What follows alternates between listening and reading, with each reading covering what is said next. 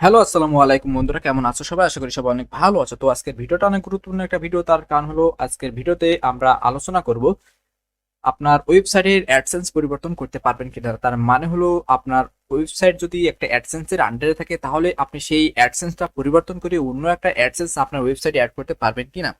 তো এটা করার আমি বেশ কিছু কারণ খুঁজে পেয়েছি। তার কারণ হচ্ছে অনেক সময় অ্যাডসেন্সের অ্যাড লিমিটে যায়, তারপরে অ্যাডসেন্স ডিজেবলে যায়। তো যদি পরিবর্তন করা যায় তাহলে অন্য একটা অ্যাডসেন্সে আমাদের ওয়েবসাইটটা নিলে খুব ভালোভাবে অ্যাডগুলো রান করা যায়। তো দেখুন, আমার কিন্তু গত মাসে আর্নিং হচ্ছে $102 এবং আমার ওয়েবসাইটে অ্যাডসেন্সটা অ্যাড লিমিট রয়েছে। তো আমার এই যে অ্যাডসেন্স তোমরা দেখতে পাচ্ছ, এই অ্যাডসেন্সের টোটাল আমার দুইটা ওয়েবসাইট অ্যাড রয়েছে। প্রথমত আমার যে মেইন ওয়েবসাইট রয়েছে সেটা, এবং দ্বিতীয়ত আমার একটা নতুন ওয়েবসাইট যেটা আমি নতুন অ্যাডসেন্স অ্যাপ্রুভ নিয়েছি, মানে এই অ্যাডসেন্সটা অ্যাপ্রুভ নিয়েছি যেখানে আমার 10 থেকে 20টা প্রতিদিন ভিজিটর আসে। তো কি হয়েছে, আমি সেই ওয়েবসাইটে ঢুকেছিলাম, ঢুকে বেশ খানিক নিজে মানে নিজে নিজে সেই ওয়েবসাইটে ঢুকেছিলাম। ঢোকার পরে ভিজিট করেছি বেশ কয়েকটা পেজ। ভিজিট করার পরে কোনোভাবে হয়তো আমার অ্যাড একটা ক্লিক লেগে গেছে, যার কারণে আমার অ্যাডসেন্সটা লিমিট করে দিয়েছে, অ্যাড আর হচ্ছে না। তো একটা ওয়েবসাইটে অ্যাডসেন্সের লিমিট খাওয়ার জন্য আমি টোটাল আমার মেন ওয়েবসাইট এবং আমার যে নতুন ওয়েবসাইট, দুটো ওয়েবসাইটই অ্যাড লিমিট করে দিয়েছে, মানে কোনো অ্যাডই শো হচ্ছে না। তোমরা দেখতে পাচ্ছ 590 ভিউজ, কিন্তু এখানে আমার একটা ইমপ্রেশন। এর কারণ হলো একটাই, যে আমার অ্যাডসেন্সের একটা লিমিট রয়েছে। কোনো কোনো সময় ইমপ্রেশন দেয়, কোনো কোনো সময় ইমপ্রেশন দেয় না। তো আজকে মোটেই ইমপ্রেশন দেয়নি। তো দেখো, 7 দিনের ইনকাম এটা তো বেশ আমার 20-25 দিন আগেই হয়েছে। তো আশা করি আর এক সপ্তাহের ভিতরে আমার এটা ঠিক হয়ে যাবে। তো দেখুন যে এটা কেন হয়।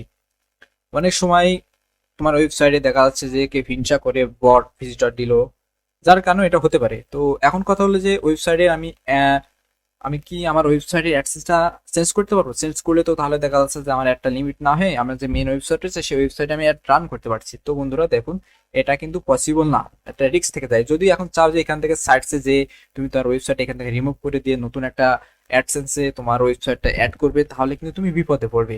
দেখা যাচ্ছে সেই আপনার ওয়েবসাইটটা আর অ্যাপ্রুভই নিচ্ছে না অ্যাডসেন্সে। আবার এমন হতে পারে যে আপনার ওয়েবসাইটের যে অ্যাডটা সেটা চিরকালের জন্য বন্ধ হয়ে গেল। ঠিক আছে, তো এটা না করা উচিত।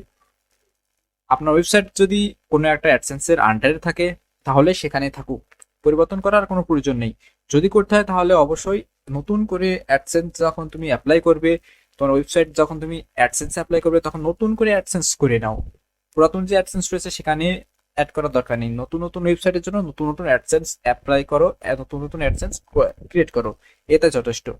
তো আমি সবার একটাই সাজেশন দিব, আপনার ওয়েবসাইট যদি কোনো অ্যাডসেন্সের আন্ডারে থাকে তো সেটাই থাকতে হবে, আর কোনো সেকেন্ড চিন্তা করা যাবে না। তো যদি করতে হয় তাহলে প্রথম অবস্থায় অ্যাপ্লাই করার সময় সেটা আলাদাভাবে চিন্তা করতে হবে। তো সবাই ভালো